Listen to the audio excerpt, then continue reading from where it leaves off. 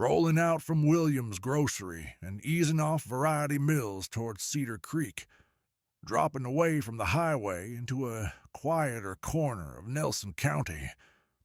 The road feels ordinary, just pavement, hardwoods, and the fence lines, but every hollow here is feeding water toward the Tye River down below.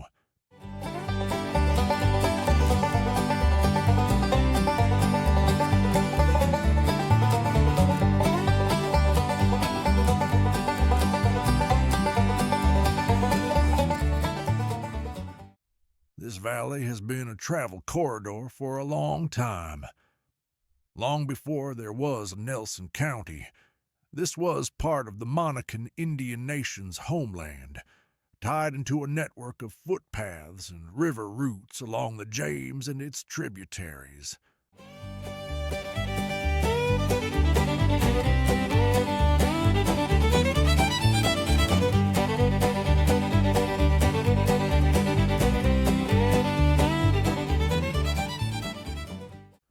As we turn onto Tye River Road, the trees open and the river finally comes into view. The Tye is only about 34 miles long, but it's one of Virginia's more scenic whitewater streams, dropping off the Blue Ridge through a mix of forested hollows and open bottomland before it meets the James near Norwood. A century ago, this valley was busier than it looks. In 1914 to 1916, the Virginia Blue Ridge Railway was built from the Southern Railway Junction at Tye River up along the Tye and Piney valleys.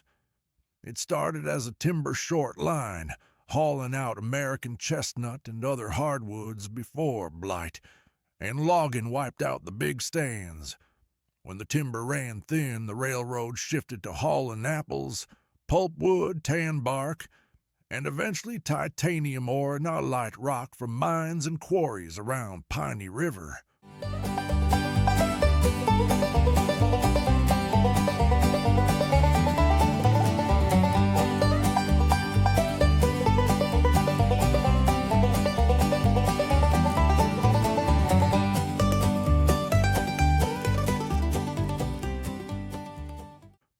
On a normal day, the Tye looks like this. Clear water, rock ledges, maybe a few fishermen or paddlers.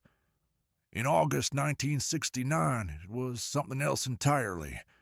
The remnants of Hurricane Camille stalled over Nelson County and dropped roughly 25 to 30 inches of rain in just a few hours, much of it onto the steep headwaters of the Tye and Piney Rivers.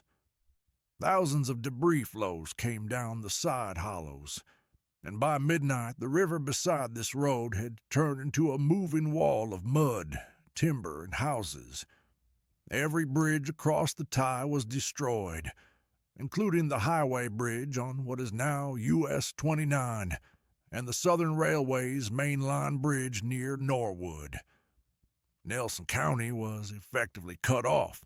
Roads, rails, telephone, and power all severed.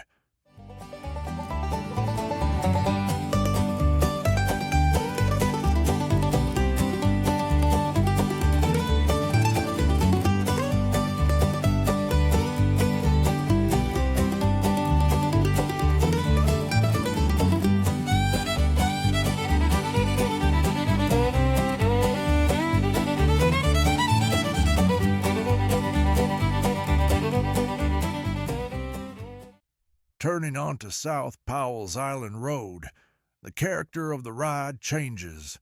The valley widens into a broad terrace between the river and the hills. Powell family bottomland that has been farmed since at least the late 19th century. Long, straight fence lines and widely spaced driveways tell you these are still large, intact farms rather than carved-up river lots.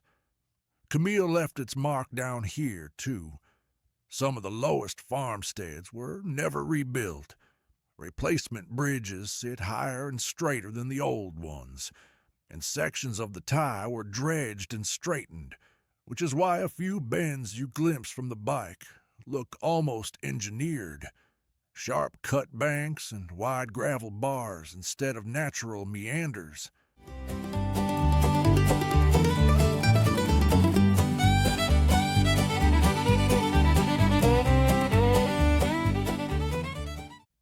The last miles climb gently back toward Variety Mills Road, and the story steps one more layer back in time.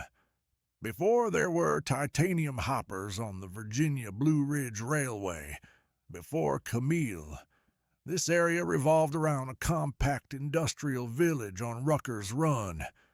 Towards the end of the loop, the stone shell of Variety Mills appears in the trees. The first mill here was a 3-story stone merchant mill, commissioned around 1760 by Colonel William Cable, Sr., part of a larger complex that eventually included a flour mill, corn mill, sawmill, rock-hewn distillery, cooper's shop, wool and cotton union factory, tannery, shoemaker, and store. The variety that gave the place its name. From the back you can see the thick stone walls and the later frame addition. The turbine wheel once sat on the north face of the building, but it was destroyed when Route 655 was rerouted straight across the old tail race. The mill stopped operating around 1918 as the rail-served mills and modern plants along the James took over the work, leaving these ruins as a marker for an earlier industrial era in the Tye watershed.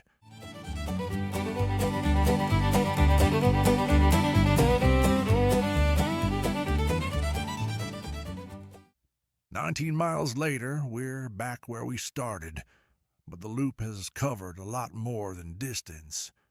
It ties together Monacan homelands, colonial-era water power, Powell bottomland farms, a short-line railroad that kept reinventing itself, and a single flood night that still shapes every bridge and field along the Tye. It rides easy, but the ground under the tires is anything but simple.